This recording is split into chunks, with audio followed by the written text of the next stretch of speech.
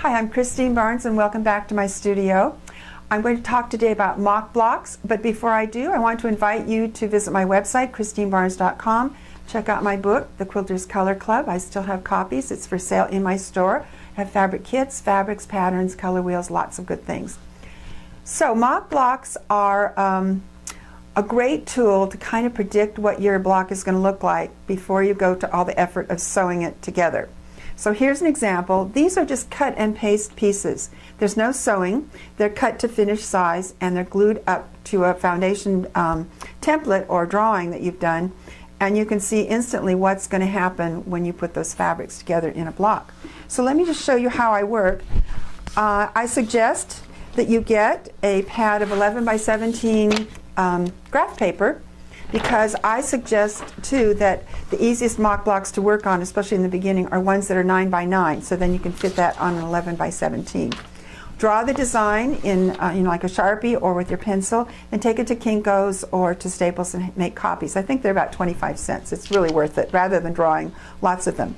Here's a granny square block that shows the lines very dark, just to show you what it looks like. Now I can print these on my own printer because I have an oversized printer, but you can see you're just going for the lines.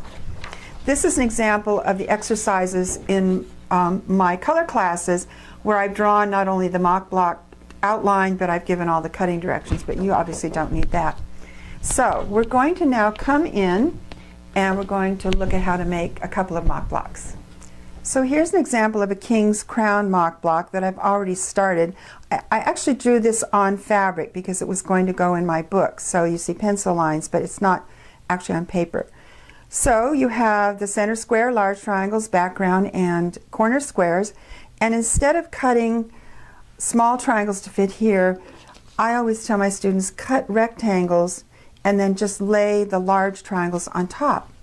So you can see and you'll be gluing, but you're putting the glue first on the fabric, first on the paper, and then if you layer them, just put a dot of glue on the fabric.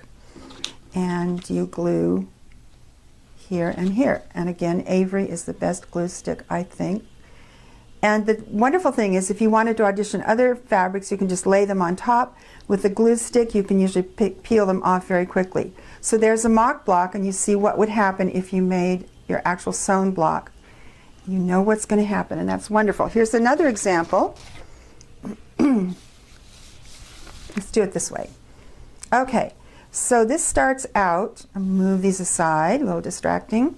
Center square, large rectangles, and small corner squares. This would be a puss in the corner block as it is, but you could turn it into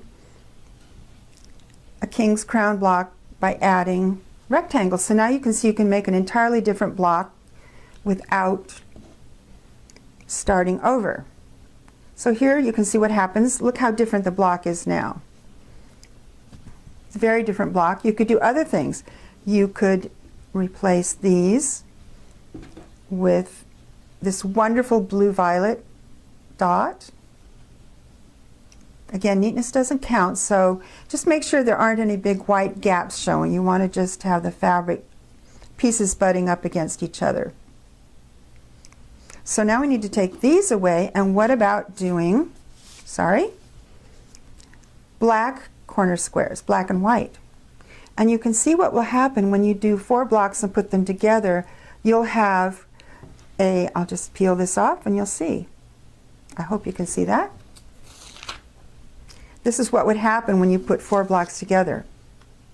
So it gives you really a great secondary pattern. So that's it. What is involved in making a mock block's really simple. I really encourage you to try them, and I think you'll like the results. Thank you, and I'll see you next time.